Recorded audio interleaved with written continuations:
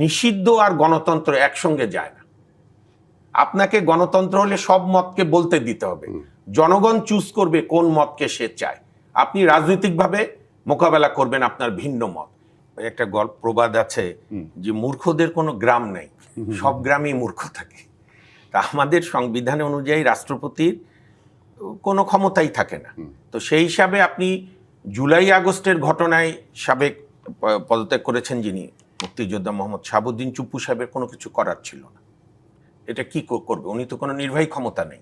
এবং আমরা সচরাচর টেলিভিশন, আপনাদের মিডিয়া তো খুব ভাইব্রেন্ট, আরও সব মিডিয়ায় আপনি একটা আর্কাইভ থেকে একটা নিউজ দেখাতে পারবেন না যে এন্টার জুলাই আগস্ট উনি কোথাও গিয়ে পাবলিকলি বলেছে এই আন্দোলন ভুল হচ্ছে, কোনো কথাই নাই। তো আপনি বিচারের দাবি, এখন রাজনৈতিকভাবে এনসিপি তার দাবি করতে পারে, আমি জামাতও করছে, হ্যাঁ আমি এইটা গণতান্ত্রিক ভাষা, দাবি যে কোনো করতে পারে। হ্যাঁ আপনি বলতে পারেন যে ওনার রাষ্ট্রপতি আমলে তদন্ত, তাও হোক। আমাদের বাংলাদেশে মুশকিলটা কি, আমরা তো দাবি করার সময় বিচার শুধু দাবি করি না, শাস্তিও দিয়ে ফেলি, যার ফলে কোনোটারই কিছু হয় না। হ্যাঁ কেউ যদি মনে করে যে তার আমলে উনি তো বোধহয় 3.5 বছর 3 বছর সোয়া 3 বছর মতো থাকলো, 3 বছর 3 মাস, 3 বছর সোয়া 3 বছর আর কি। তো সেইখানে রাষ্ট্রপতি হিসেবে তার কর্মকাণ্ডের কেউ ইনকোয়ারি করতে দাবি করলে সেটা করতে পারে, কিন্তু এনসিপি যে কারণে বলে সেইটায় আপনার কোনো সুযোগ নেই, অন্তত জুলাই আগস্টের ঘটনা। তারা বলেছে যে পদত্যাগ করলে হবে না, তাকে এখনই গ্রেফতার করতে হবে বিচারের আওতায়। এনসিপিদের তো মুশকিল হচ্ছে যে জিনিস তারা আদায় করতে পারেনি। এখন বিএনপি গভর্নমেন্ট এবং রাষ্ট্রপতির সঙ্গে নিশ্চয়ই কোনো আলোচনা হয়েছে, আমি প্রেডিক্ট করি। তো সেই হিসাবে দাবি করতেই পারে, গণতন্ত্রে তো দাবিতে বাধা নাই, সবাই মত থাকবে, সব মতই থাকবে, সবাই সবার মতামত দেবে। কিন্তু আমি বরং যেটা প্রসঙ্গে বলতে চাই, আওয়ামী লীগ আমলের শেষের 5-6 বছর আমরা একটা ট্রেন্ড দেখেছিলাম যে বীর মুক্তিযোদ্ধারাও আওয়ামী লীগের সরকারে কোনো সমালোচনা করলে এক বাক্যে বলে দিত যে রাজাকার। সেটা আওয়ামী লীগের শেষের 3-4 বছর। কিন্তু আনফর্চুনেটলি ইউনূস আমল থেকে এবং এখনো এনসিপি সহ অন্যদের একটা রোগ হয়েছে, তাদের সঙ্গে দ্বিমত হলে ফ্যাসিস্টের দোষ। এবং তাদের এই যে দাবি, এই যে বক্তব্য, অমুক পত্রিকা চালাতে দেব না, অমুক টিভি চালাতে দেব না, এটাই ফ্যাসিজম। আমি জাস্ট 1 মিনিটে বলি ফ্যাসিবাদের সংজ্ঞাটা কি, এটা তার স্টাইল হয়েছে। প্রথম সংজ্ঞা হচ্ছে আপনি অন্যের মত সহ্য করবেন না, যেটা ছিল বেনিতো মুসোলিনির শব্দ থেকেই তো পরে হিটলার অ্যাডপ্ট করে। একটা হচ্ছে আপনি কারো মত, ভিন্ন মত সহ্য করবেন না। 2, আপনার মিডিয়া আজ্ঞাবহ হতে হবে গোয়েবেলসের মতো।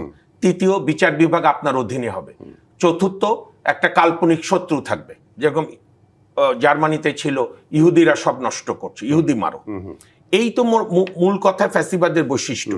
এবং যেটা আপনার বামপন্থী বুদ্ধিজীবী দিমিত্রভ, পরে আমেরিকায় ফ্যাসিবাদ বিরোধী জাদুঘরও এই চিহ্নগুলোই আছে। আরও 1-2টা এক নেতাই সব লার্জার দেন লাইফ আপনার ক্যারেক্টার। তো সুতরাং এই দাবি করাই তো ফ্যাসিজম। বাংলা কিউআর, যেখানে নগদ পেমেন্ট সেখানে। সারা দেশে 10 লাখেরও বেশি মার্চেন্টে নগদে পেমেন্ট করুন খুব সহজে।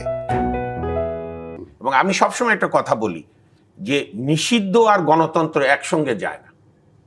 আপনাকে গণতন্ত্র হলে সব মতকে বলতে দিতে হবে, জনগণ চুজ করবে কোন মতকে সে চায়। আপনি রাজনৈতিকভাবে মোকাবেলা করবেন আপনার ভিন্ন মত। এবং দেখেন, আমি আপনাকে এই সুযোগে বলি, আমাদের মহান মুক্তিযুদ্ধের পর 38 অনুচ্ছেদে আমরা ধর্মভিত্তিক রাজনীতি নিষিদ্ধ করেছিল আমাদের সংবিধান প্রণেতারা।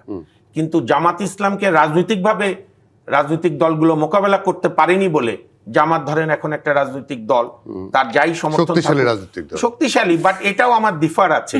জামাত আগে আওয়ামী লীগ আমলেও জামাত ছিল, এরকমই ছিল, তখন হয়তো গুপ্ত ছিল।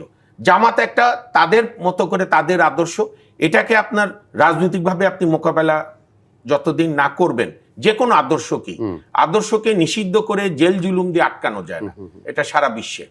আর আপনার এই প্রসঙ্গে আসি, রাষ্ট্রপতি পদত্যাগ করলে অনেক লোকই অনেক দাবি করতে পারে, কিন্তু আমি নানা সীমাবদ্ধত সত্ত্বেও এই সাবেক সদ্য বিদায়ী রাষ্ট্রপতির আমি একটা প্রশংসা করব যে ওই সময় যে মেন্টাল সে স্ট্রেনটা দেখিয়েছিল, না হলে ধরেন আমাদের সব আরো বিপদে পড়তো জাতি।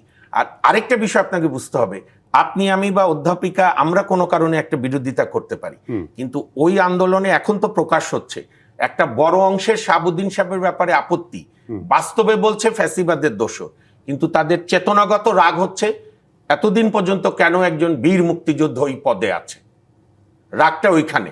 যেরকম তারা 72-এর সংবিধানকে পরাজয়ের দলিল মনে করে, তো আমার কাছে ভালো লেগেছে যিনি এখন দায়িত্ব নিয়েছেন তিনিও স্পিকার, বীর তিনিও বীর মুক্তিযোদ্ধা। মুক্তিযোদ্ধা। জি। ধরেন বিএনপি কি করবে তো বিএনপির ব্যাপার, আমরা সাধারণ জনগণ। তবে আমি প্রত্যাশা করব যে বাংলাদেশের স্বার্থে মুক্তিযোদ্ধা না হলেও মুক্তিযুদ্ধের যে ধারণ সপক্ষের করে মানুষ ধারণ এরকম করে একজন মানুষ। ব্যক্তিকে ওকে, রাষ্ট্রপতি দেওয়া দরকার। আর আপনি যদি আমাকে বলেন যে মামুন আপনার পার্সোনাল, আমি পার্সোনাল মনে করি বিএনপির অনেক সিনিয়র নেতারা আছে যারা মন্ত্রী টন্ত্রী হয়নি, তাদের মধ্যে তো এটা তো একান্তই বিএনপির প্রিয়োরিটি। না, সেই জায়গাটা কিন্তু একটু- কোনো অবস্থাতেই হ্যাঁ। যেন মুক্তিযুদ্ধ বিরোধী ধর্মান্ধ কোনো লোককে নিয়োগ না দেওয়া হয়, একদম। তাহলে এটা আমাদের চেয়ে বড় বিপদ হবে বিএনপির।